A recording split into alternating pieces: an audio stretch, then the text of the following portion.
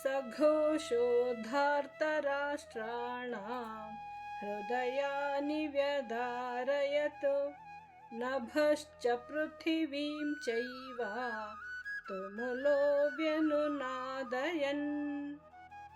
ಶ್ಲೋಕಾರ್ಥ.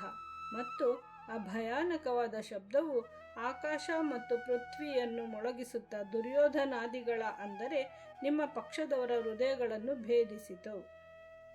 ಅಥ ವ್ಯವಸ್ಥಿತಾನ್ ದೃಷ್ಟ್ವಾ ಧಾರ್ತರಾಷ್ಟ್ರಾನ್ ಕಪಿಧ್ವಜಃ ಪ್ರವೃತ್ತೆ ಶಸ್ತ್ರಸಂಪಾತೆ ಧನುರುದ್ಯಮ್ಯ ಪಾಂಡವಃ. ಹೃಷೀಕೇಶಂ ತದಾ ವಾಕ್ಯಂ ಇದಮಾಹ ಮಹೀಪತೆ. ಅರ್ಜುನ ಉವಾಚ ಸೇನಯೋರುಭಯೋರ್ಮಧ್ಯೆ ರಥಂ ಸ್ಥಾಪಯಮೇಚ್ಯುತ. ಶ್ಲೋಕಾರ್ಥ.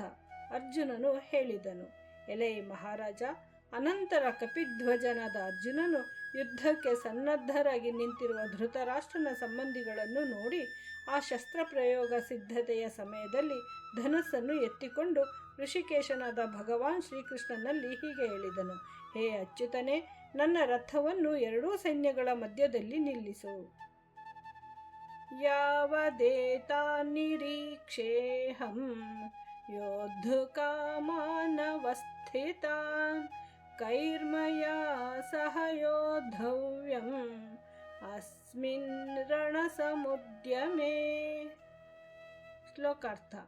ನಾನು ಯುದ್ಧ ಕ್ಷೇತ್ರದಲ್ಲಿ ಸನ್ನದ್ಧರಾಗಿರುವ ಯುದ್ಧದ ಅಭಿಲಾಷೆಯುಳ್ಳ ಈ ವಿಪಕ್ಷದ ಯೋಧರನ್ನು ಚೆನ್ನಾಗಿ ನೋಡಿಕೊಂಡು ಆ ಯುದ್ಧ ರೂಪವಾದ ವ್ಯಾಪಾರದಲ್ಲಿ ನಾನು ಯಾರೊಡನೆ ಯುದ್ಧ ಮಾಡುವುದು ಯೋಗ್ಯ ಎಂಬುದನ್ನು ತಿಳಿದುಕೊಳ್ಳುವವರೆಗೆ ರಥವನ್ನು ನಿಲ್ಲಿಸಿಕೊಂಡಿರು. ಯೋತ್ಸ್ಯಮಾನಾನವೇಕ್ಷೇಹಂ ಯಯೇತೇತ್ರ ಸಮಾಗತಾಃ ಧಾರ್ತರಾಷ್ಟ್ರಸ್ಯ ದುರ್ಬುದ್ಧೇಃ ಯುದ್ಧೇ ಪ್ರಿಯಚಿಕೀರ್ಷವಃ. ಶ್ಲೋಕಾರ್ಥ. ದುಷ್ಟಬುದ್ಧಿಯ ದುರ್ಯೋಧನನಿಗೆ ಯುದ್ಧದಲ್ಲಿ ಹಿತವನ್ನು ಬಯಸುವ ಯಾವ ರಾಜರುಗಳು ಈ ಸೈನ್ಯದಲ್ಲಿ ಬಂದಿದ್ದಾರೋ ಆ ಯೋಧರನ್ನು ನಾನು ನೋಡುವೆನು.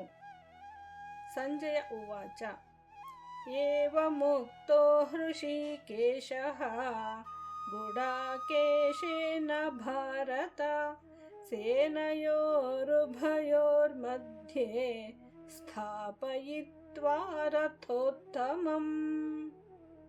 ಭೀಷ್ಮದ್ರೋಣ ಪ್ರಮುಖತಃ ಸರ್ವೇಷಾಂಚ ಮಹೀಕ್ಷಿತಾಂ ಉವಾಚ ಪಾರ್ಥ ಪಶ್ಯೈತಾನ್ ಸಮವೇತಾನ್ ಕುರುನೀತಿ.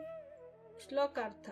ಸಂಜಯನು ಹೇಳಿದನು, ಧೃತರಾಷ್ಟ್ರನೇ, ಅರ್ಜುನನು ಹೀಗೆ ಹೇಳಿದಾಗ ಭಗವಾನ್ ಶ್ರೀಕೃಷ್ಣನು ಎರಡೂ ಸೈನ್ಯಗಳ ಮಧ್ಯದಲ್ಲಿ ಭೀಷ್ಮ, ದ್ರೋಣಾಚಾರ್ಯರ ಹಾಗೂ ಸಂಪೂರ್ಣ ರಾಜರುಗಳೆದುರಿನಲ್ಲಿ ಉತ್ತಮವಾದ ರಥವನ್ನು ನಿಲ್ಲಿಸಿ, ಪಾರ್ಥನೇ, ಯುದ್ಧಕ್ಕಾಗಿ ನೆರೆದಿರುವ ಈ ಕೌರವರನ್ನು ನೋಡು ಎಂದು ಹೇಳಿದನು.